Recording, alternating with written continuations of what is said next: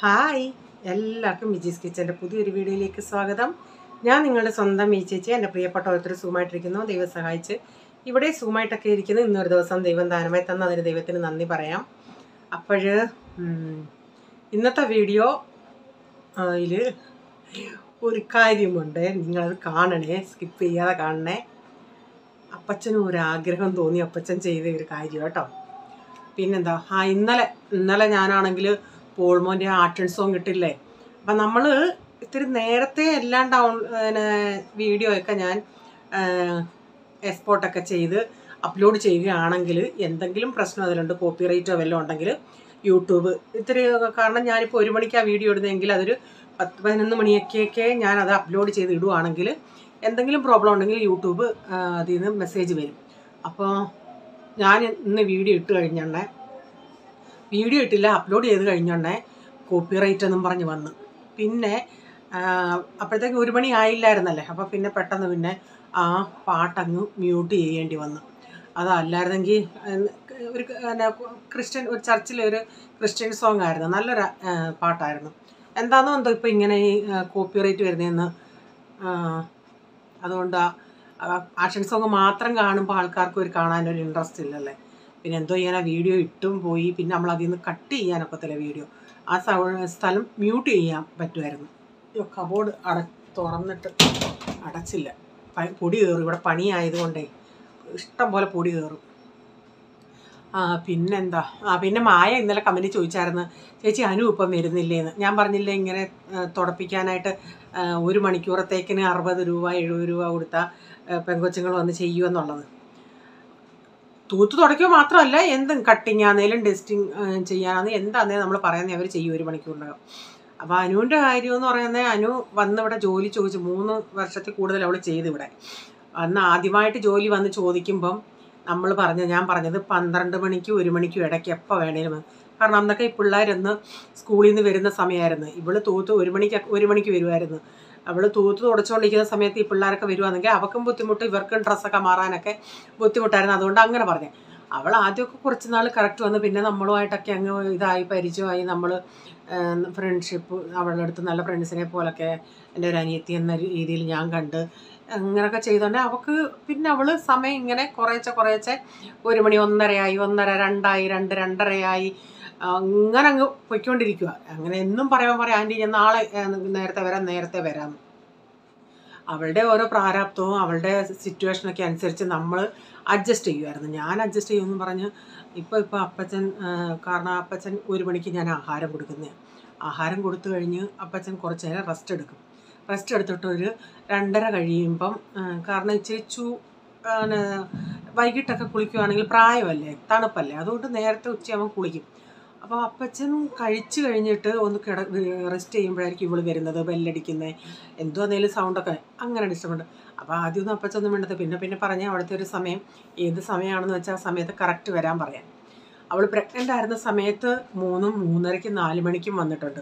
അത്രയും സമയം ഞാൻ ഇവളെ നോക്കിയിരിക്കണം. എനിക്കും എൻ്റെ ജോലികൾ കഴിഞ്ഞാൽ എനിക്കും ഒരു ഇച്ചിരി ഒന്ന് ഉറങ്ങണമെന്നില്ല, ഒന്ന് നോക്കണമെങ്കിലോ ഒന്ന് വെച്ചാൽ ഇവൾ വരാതെ എങ്ങനെയാണ്. അങ്ങനെ എല്ലാ കാര്യം കൊണ്ട് ഞാൻ അഡ്ജസ്റ്റ് ചെയ്തു. അവസാനം ഗതി കെട്ടിപ്പം കൊച്ചിന് 3 മാസമായപ്പോഴും അവൾ ഇതുപോലെ, കാരണം ബാക്കിയുള്ളിടത്തെല്ലാം അവൾ കറക്റ്റ് പോവും. ഞാനതൊന്നും മിണ്ടാൻ പോകുന്നില്ല. അവൾ അവിടെ സൊസൈറ്റിയിലാണെങ്കിലും എല്ലാം ചെയ്യും. പിന്നെ ഞാൻ ചോദിക്കും, എന്നിട്ട് അവിടെ തന്നെ മേളിൽ അവൾ ജോലിക്ക് പോകുന്നുണ്ട്, അവിടെ പോയത് ഉദർ ജാക്ക് അവിടെ പോയിട്ടാണ് വന്ന ആൻറ്റി എന്ന് പറയും. അപ്പം ഞാൻ പറയടി, ഇവിടെ അവർക്കൊക്കെ ആണെങ്കിൽ പാത്രം കഴുകണം, തൂത്ത് തുടയ്ക്കണം, അപ്പോൾ അവിടെ ഇത്തിരി സമയം കൂടും. നമ്മുടെ ഇവിടെ ആണെങ്കിൽ തൂത്ത് തുടച്ചാൽ മതി, കൂടിപ്പോയാൽ ഒരു 15-20 മിനിറ്റ്, അത്രയും വേണ്ട അവൾക്ക്. അവൾ ഈ ഫോണിൽ കൂടെ സംസാരിച്ചുകൊണ്ട് നിൽക്കുകയാണെങ്കിൽ അവൾക്ക് സമയം പോത്തും, അല്ലെങ്കിൽ അവൾക്ക് 15 മിനിറ്റ് കൊണ്ട് ടൂ എന്നും പറഞ്ഞ് അകത്തോട്ടൊന്നും ചൂലിടത്തുമില്ല. നമ്മൾ പറയുന്നതിൻ്റെ അന്ന് മാത്രമേ ഇടൂ, അല്ലാത്തപ്പം ചെയ്തില്ല. അല്ലെങ്കിൽ നമ്മൾ കട്ടിലൊക്കെ, ഞാൻ പറയും എടി എന്നും നീ അകത്തോട്ടങ്ങ് ഫ്രണ്ട് റൂമിൽ പോളൊക്കെ കിടക്കുന്ന കട്ടിലാണെങ്കിൽ നീ എന്നും അകത്തോട്ടങ്ങ് ചൂലിട്ട് തൂക്കുകയാണെങ്കിൽ ഞാൻ ഇടയ്ക്കിടയ്ക്ക് വലിച്ച്, ഇനി നടുവും വയ്യാതെ ഞാൻ പിന്നെ കട്ടിലൊക്കെ വലിച്ചു കൊടുക്കണം. അപ്പം ഈ പൊടി കുറേ കാണും. ഇവിടൊക്കെ ആണെങ്കിൽ നാട്ടിലത്തേനേക്കായി ഭയങ്കര ഡസ്റ്റ് ആണ്, ഇവിടെ ഭയങ്കര പൊടിയാണ്. അവൾ അന്നേരത്തേക്കിന് ചെയ്യും, പിന്നെ ചെയ്യത്തില്ല. പിന്നെ ഗതികെട്ട് അപ്പച്ചനും അപ്പച്ചൻ എന്നോടാണ് ചോദിക്കുന്നത്. അതുകൊണ്ട് ഞാൻ പറയുന്നത് എനിക്ക് കറക്റ്റ് സമയത്ത് വരും. അതുപോലെ സൺഡേ ദിവസം ഞങ്ങൾ ചർച്ചിൽ പോത്തില്ലേ, അപ്പോൾ അല്ലാത്ത ദിവസം അവൾ 3, 3:30, 4 ഫോൺ ചെയ്ത് ഇതാ വരുന്ന ആൻറ്റി. എന്നിട്ട് ഇവൾ കള്ളം അങ്ങ് പറയും കേട്ടോ. നമ്മൾ നമ്മൾ വിളിച്ചിട്ട് അവൾക്ക് വരാൻ പറ്റത്തില്ലെങ്കിൽ ഇതാണ്ട് ആൻറ്റി എനിക്ക് ഇത്ര സമയം എടുക്കുമെന്ന് പറഞ്ഞാൽ നമ്മൾ അതനുസരിച്ച് നമുക്ക് വല്ലതും ചെയ്യാനുണ്ടെങ്കിൽ നമ്മൾ ചെയ്യും. ഇതെന്ന് പറയുന്നത് ഇതാണ്ട ഞാൻ 5 മിനിറ്റിനകം വരുമെന്ന് പറയും, പിന്നെ വരത്തില്ല. പിന്നെ ഞാൻ ഫോൺ ചെയ്തിരിക്കണം. സൺഡേ ദിവസമാണെങ്കിൽ നമ്മൾ 2 മണിയാവും ചിലപ്പോൾ ഇനി വരാൻ അവിടുന്ന്. അങ്ങനെ ആകുമ്പോൾ ഇവള് പറയൂ എനിക്കൊന്ന് ജോലി പെട്ടെന്ന് തീർന്നു പറഞ്ഞ് അവളങ്ങ് പോവും. അതുകൊണ്ടൊക്കെയാണ് ഞാൻ പറഞ്ഞ് നിനക്ക് പറ്റത്തില്ലെങ്കിൽ ഇനിയും വേണ്ടെന്ന് പറഞ്ഞു. നമ്മളെത്രമാത്രം അഡ്ജസ്റ്റ് ചെയ്യും, നമ്മൾ അഡ്ജസ്റ്റ് ചെയ്യുന്ന പോലെ അവരൊന്നും അഡ്ജസ്റ്റ് ചെയ്യും. അവർക്ക് പൈസ കൊടുക്കുന്ന സമയത്തുള്ള സ്നേഹമേ ഉള്ളൂ, അല്ലെങ്കിൽ എന്തെങ്കിലും ഹെൽപ്പ് ചെയ്യുന്നു ആ സമയത്തുള്ള സ്നേഹമേ ഉള്ളൂ. പിന്നെ നമ്മളിങ്ങനെ വെറുതെ ചെയ്യുന്നത്. അതാ സംഭവം. ഞാൻ കുറച്ചൊക്കെ കമൻറ്റിൽ എഴുതി, പിന്നെ എത്രമാത്രം ഇരുന്ന് എഴുതും. ഇനി നമുക്ക് വീഡിയോയിലോട്ട് പോകാമേ. അപ്പം കൊച്ചിന് കുടിക്കാനുള്ളത് അവിടെ എടുത്ത് വെച്ചിട്ടുണ്ട്. പോൾമോൻ ഈ രാവിലെ കുടിച്ചിട്ട് പോകാത്തതുകൊണ്ട് പിന്നെ ഇപ്പം ഞാൻ അവൻ കോളേജിൽ നിന്ന് വരുന്ന സമയത്താണ് അവന് കോഫി ഉണ്ടാക്കി കൊടുക്കുന്നത്. എപ്പോഴേലും ഇച്ചിരി എന്തെങ്കിലും വയറ്റി ചെല്ലണ്ടേ, അതുകൊണ്ട്. അപ്പം പിന്നെ ചായയൊക്കെ തിളച്ച് വന്ന് ചായയും കൂടെ ഒന്ന് ഇളക്കിയിടുന്നുണ്ടേ. അപ്പം ഇന്ന് വെജ് പാറ്റി കൊണ്ട് ബ്രെഡും കൊണ്ട് ടോസ്റ്റ് ഉണ്ടാക്കാമെന്ന് വെച്ച്. അപ്പോൾ ഇത് ഒരു പാക്കറ്റിൽ 6 ഉള്ളൂ, കാരണം അത് വലുതാണ് വെജിറ്റബിളിൻ്റെ. നേരത്തെ ഇന്നാൾ ഞാൻ ഉണ്ടാക്കിയത് ചെറുതായതുകൊണ്ട് അതിൽ 10 ഉണ്ടായിരുന്നു. 2 സൈഡും ഇച്ചിരി ഒന്ന് മുരിച്ചെടുത്തു. ഇനി അതൊന്ന് എടുക്കട്ടെ. അപ്പം ഞാൻ നോൺ സ്റ്റിക്കിൻ്റെ അകത്ത് ഈ പിന്നെ സ്റ്റീലിൻ്റെ ഇട്ടെ, അല്ലാത്തതും കൊണ്ട് നോക്കിയിട്ട് അത് ഇങ്ങോട്ട് കയറി വരുന്നില്ല. അതുകൊണ്ടാണ് ഞാൻ സ്റ്റീലിൻ്റെ എടുത്ത് പതുക്കെ ഇടുന്നത്.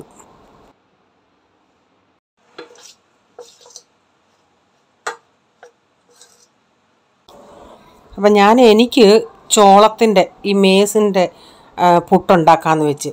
അപ്പം ഞാനിത് ബെൻസിയുടെ നിന്ന് വാങ്ങിച്ചാൽ ഇതും ഇന്നാളെ റേച്ചാൻ ഇവിടെ ഒരു മില്ലിൽ നിന്ന് വാങ്ങിച്ചുകൊണ്ട് വന്നായിരുന്നു. അപ്പോൾ അതും ഇതുമായിട്ട് വ്യത്യാസമുണ്ട്. ഇതെന്ന് പറയുന്നത് പുട്ടുപൊടിയുടെ കൂട്ടിച്ചിരി കയ്യിൽ നമുക്കിങ്ങനെ പൊടി പോലെ വരും, ഇച്ചിരി തരിപ്പുണ്ട്. പക്ഷേ ഇവിടുന്ന് വാങ്ങിച്ചെന്ന് പറയുന്നത് നമ്മൾ ഈ അപ്പപ്പൊടി പോലുള്ള ഒട്ടും തരിയില്ലാതെ നല്ല നൈസായിട്ടുള്ളതാണ്. പക്ഷേ പുട്ടുണ്ടാക്കാൻ നല്ലത് ഇതാണ്. അന്നേരം പ്രൈസൻ അവിടെ ബ്രഷ് ചെയ്യുക.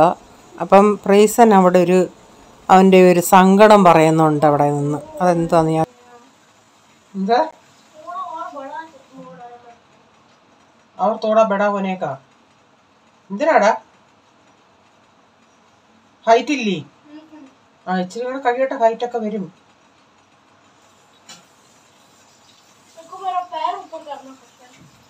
ഇച്ചിരി കൂടെ ഒരു 2 മന്ത് കഴിയുമ്പോൾ കുറേ കൂടെ ഹൈറ്റ് വെക്കും. 2 മന്ത് കഴിയുമ്പോൾ ഒന്നുകൂടെ ഹൈറ്റ് വെക്കും, അപ്പം കാണാൻ പറ്റും.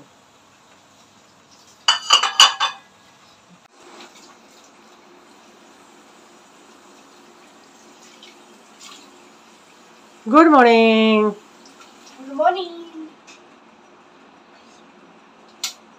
അവനവിടെ കണ്ണാടി എത്തുന്നില്ല. അവന് ഹൈറ്റ് ഇച്ചിരി കൂടെ വലുതാവണമെന്ന് അവൻ കാല് പൊക്കി എത്തി ഇങ്ങനെ ഉന്തുളിച്ച് നോക്കണമെന്ന് കണ്ണാടി കാണണമെങ്കിൽ. അപ്പം ഞാൻ പറഞ്ഞ് ഒരു 1-2 മാസം കൂടെ കഴിയുമ്പം ഹൈറ്റ് വെക്കുമെന്ന് പറഞ്ഞ്. അവരുടെ എല്ലാം ടിഫിനെല്ലാം റെഡിയാക്കി അവർക്ക് ചായയൊക്കെ കൊടുത്തായിരുന്നു. എന്നിട്ട് ഞാൻ ഒത്തിരി കഴിഞ്ഞിട്ടാണ് ഞാൻ പുട്ടുണ്ടാക്കിയത്. ഞാൻ കഴിക്കാറ് ആയപ്പോഴാണ്. അപ്പോൾ ഇപ്പം സമയം ഇച്ചിരിയൊക്കെ ആയിട്ടുണ്ട്. അപ്പം ഞാൻ ചൂടോടെ അതൊന്ന് കഴിക്കാമെന്ന് വെച്ചു. അപ്പം ഞാൻ ചായയും കൂടെ എടുത്തുകൊണ്ട് പോട്ടെ.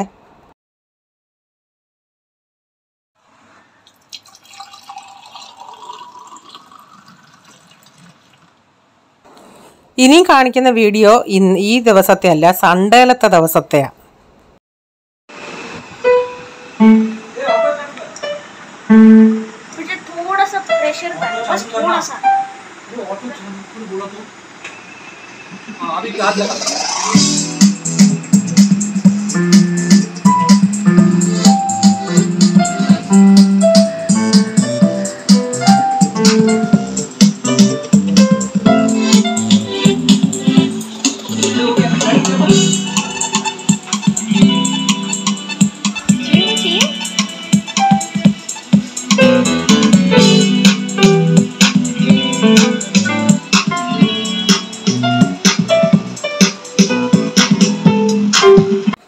സൺഡേ ചർച്ചിൽ നിന്നൊക്കെ വന്നിട്ട് ഇവർ അപ്പനും മക്കളും അപ്പച്ചനും എല്ലാം ഹോളിൽ അന്നേരം വലിയ പപ്പായ കിട്ടുന്നത് ഇവർക്കൊക്കെ.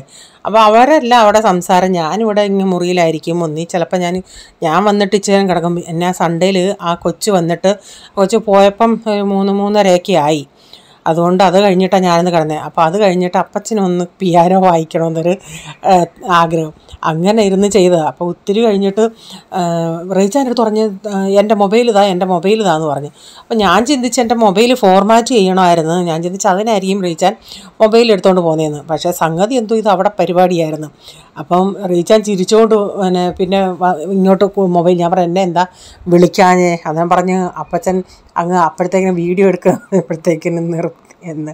അപ്പം ഞാൻ ചെന്നപ്പോഴത്തേക്കിനെല്ലാം കാര്യങ്ങൾ കഴിഞ്ഞ്. പിന്നെ അത് ഞാൻ ഇങ്ങോട്ടൊന്ന് ഇട്ടതാണ്. പ്രൈസനങ്ങ് പിന്നെ അപ്പച്ച പതുക്കെ ഇച്ചിരി പ്രഷർ ഇട്ട് ഒന്ന് പ്രസ് ചെയ്യപ്പച്ച അങ്ങനെയൊക്കെ പറഞ്ഞു കൊടുക്കുക. അവൻ അവിടെ ഇരുന്ന് ചെയ്തുകൊണ്ടിരിക്കുമായിരുന്നു. അവന് സൺഡേ പോളുണ്ടെങ്കിലേ അത് ചെയ്യാനൊക്കത്തുള്ളൂ. അതുകൊണ്ട് അവൻ അന്നേരം അതെടുത്തത്. അങ്ങനെ അവിടെ ഇവർ കുറേ ചിരിക്കുന്നതൊക്കെ. ഞാൻ ചിന്തിച്ച് അവരെന്തെങ്കിലും തമാശ പറഞ്ഞ് ചിരിക്കുമായിരിക്കുമെന്ന്. സൺഡേയിലാണ് പ്രൈസൻ്റെ ഇതൊക്കെ മറാഠിയോ എന്തെങ്കിലും ഉണ്ടെങ്കിലും നോക്കുന്നതൊക്കെ. റീച്ചാനും സൺഡേ ഒരു ദിവസം ഉള്ളെങ്കിലും വണ്ടി ശരിയാക്കണമെന്നുണ്ടായിരുന്നു. അങ്ങനെ പല പല കാര്യങ്ങളാണ്.